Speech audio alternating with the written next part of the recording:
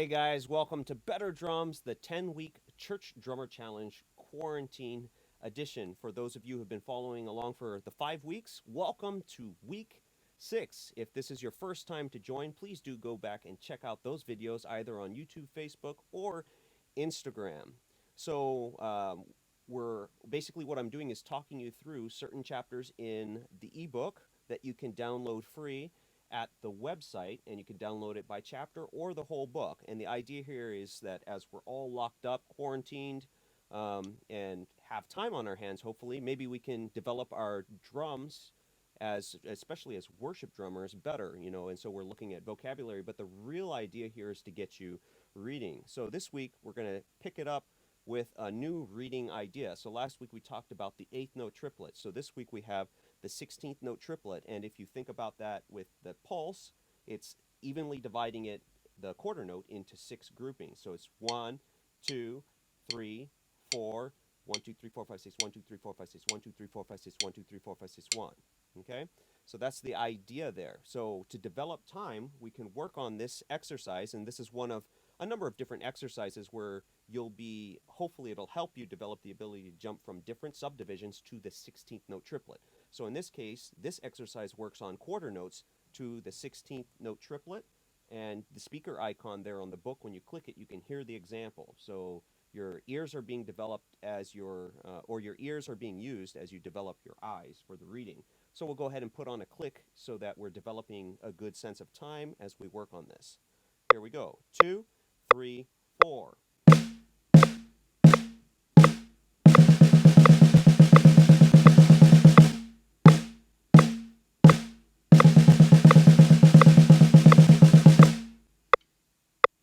Okay, so that's the 16th note triplet, and some of you may already play that, and you do hear it in worship drumming. There's an example, there's a link that you can click in the book, and it'll take you to Endless Praise from Planet Shakers, and you can hear a fill-in in the middle part of the song where the drummer goes to this idea. Really cool.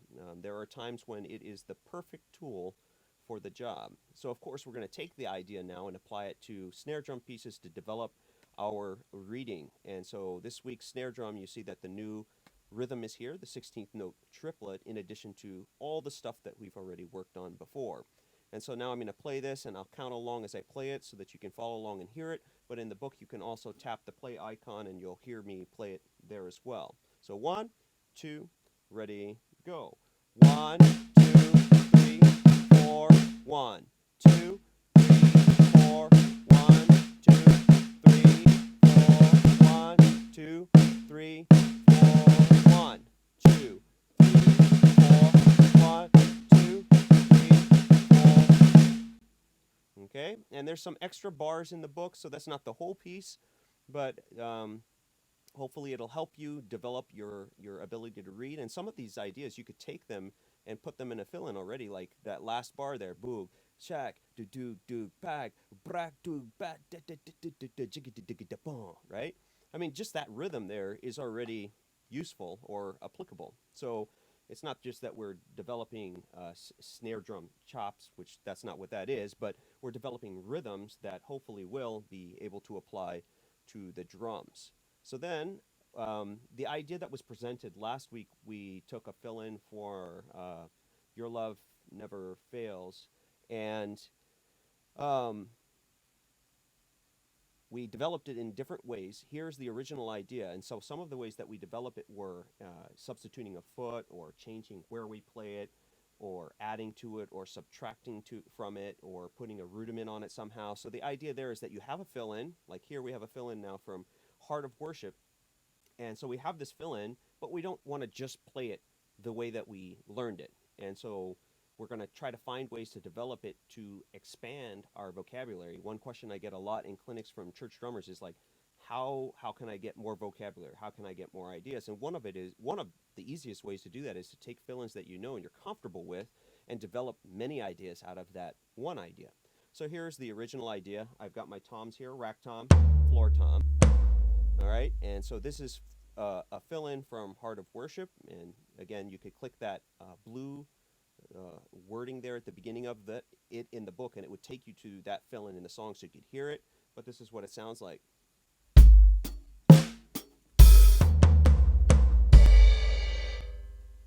Okay? So that's the fill-in idea. So once we learn how to play it as it is, as we hear it on a recording, let's try to change it up.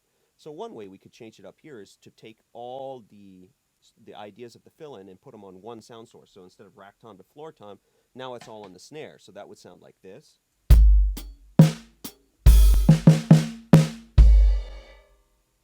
Okay, and of course you could just put it all on the floor tom or other drums that you have on your particular kit setup. Another way is to substitute the foot, and there are a number of different ways. I'm not going to go through all of them here, but I'm just showing you some of the ones that are in this chapter. So substitute the foot, so you can see that the ideas that were on the rack tom now are in the bass drum. So that would sound like this.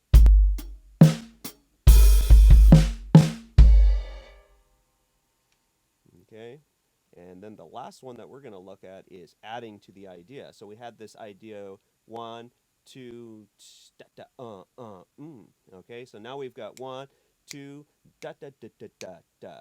So we actually added to the idea, and this one will sound like this. So actually, you hear the exact idea just with some extra bass drums there, or one extra bass drum actually. All right, so then one of the things we've been looking at for the past few weeks is how to develop foot strength. That's also another question that I get a lot is, how do I develop my right foot? It gets tired during services, or I feel cramps in my calf or in my thigh. What can I do? So one of the things that we can do is develop within our practices to include our feet. So many times, many of us are working on our hands and we neglect our feet, and then we're surprised, myself guilty as well, we're surprised, why things aren't working out, not realizing that we're actually not giving that the attention that we should. So one thing that you could do is, while you're working on ideas with the hand, is include a foot ostinato somehow. So at least those muscles are working during that time anyway. So in this particular example in the chapter, we're actually looking at, you can see the accents on the bottom, single paradiddle 2 times, double paradiddle 2 times, and triple paradiddle 2 times. All of those rudiments we've already worked on 2 and 3 weeks ago. And so what that one would sound like, I'll put the time here. Well, actually, the time's in the bass drum. So I'll just play the quarter notes in the bass drum. You can hear the time, and then this is what it sounds like.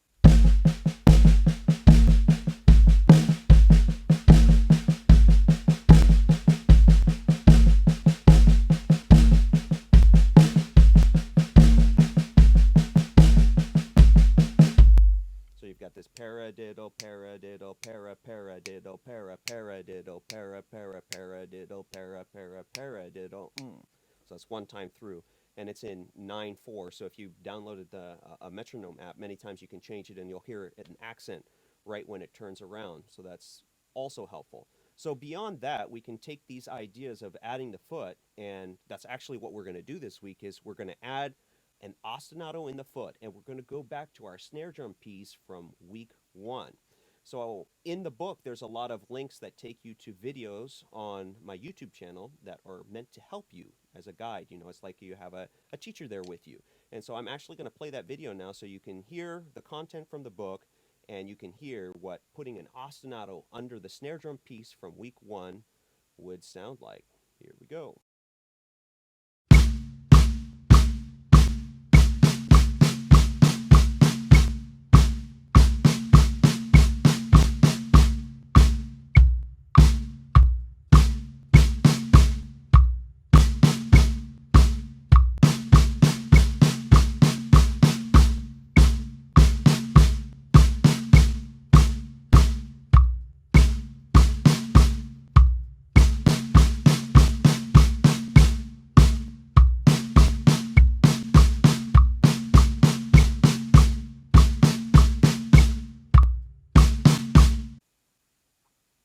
All right, so there you have it, playing a snare drum piece with a foot ostinato. Then we're on to some new ostinatos for developing grooves. So these are also grooves that happen to be from chapter 1, but working on a new ostinato. Single-handed 16ths on the ride, 1E and a 2E and a 3E and a 4E and a, but then putting the stepped hi-hat. So the lazy left foot is going to do some work for us here. So check that out. 1E and a 2E and a 3E and a 4E and a 1. All right, and then we work with the groove now. So Power of Your Love sounds like this.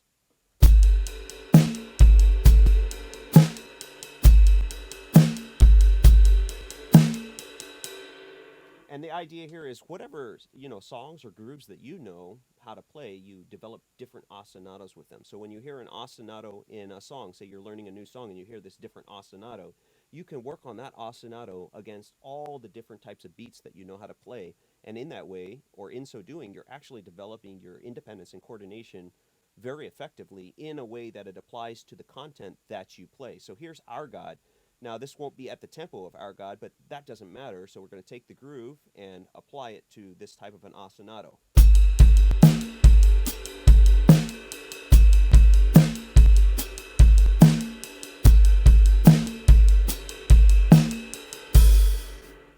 Okay, so that should give you some challenge for coordination. And then as you find your own, this is an idea that you can apply well beyond when you're finished with the book. Just something that you can take with you and practice and use as a way to develop as a drummer for the rest of your drumming life. All right, then we got a new rudiment. So last week we worked on the flam. This is the drag. So the flam sounded like this. It was a grace note with the primary note. Now with the drag, we're going to double that grace note.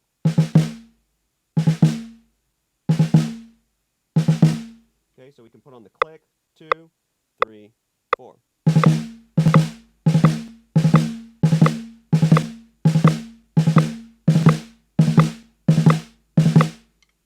So you can go right hand, left hand, or hand to hand, and that's all in the book, but that's the flam. So that's the new rudiment for this week. Very useful. You hear it a lot. It's used in worship music a lot. It's worth getting that under control. So the next one up, I'm going to put it up over the screen just so you can see all the notes here as I talk. So you can see that this is the hand-foot stuff that we've been working on for a while. And it's going to take us through the entire exercise here. So we've going through all 6 ideas and then repeating. All right, so I'm going to go ahead and demonstrate that now. Hopefully you can see the sticks. Yep, and everything okay. So here we go. 1, 2, 3, 4.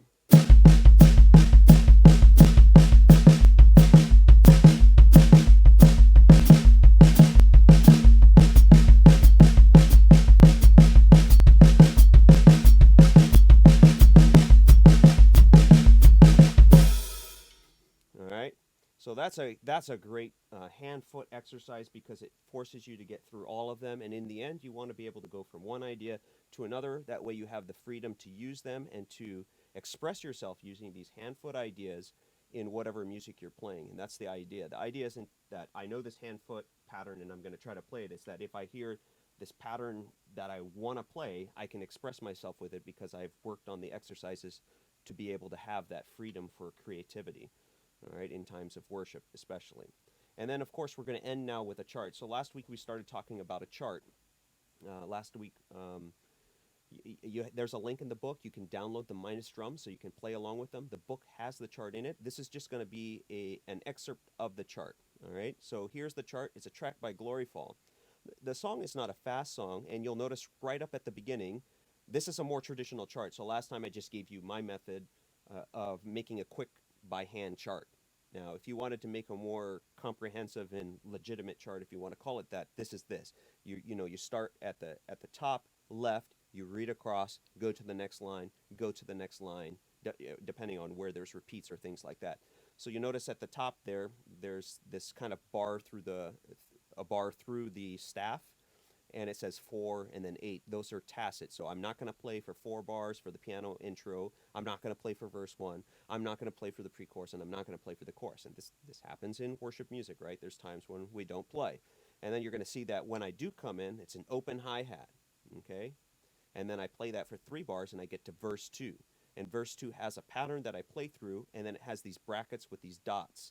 And those dots are a repeat. So then when I get to the end of that, I jump back to where it says verse 2 and I play it again. So verse 2 instead of 4 bars is 8 bars because of the repeat. And then I go to the pre-chorus. So, and then the chart would go on. The chart is longer than what I'm showing you here. So you'll see the chart. You'll be able to hear how I played the song, and the way that I charted this is the way that I played it.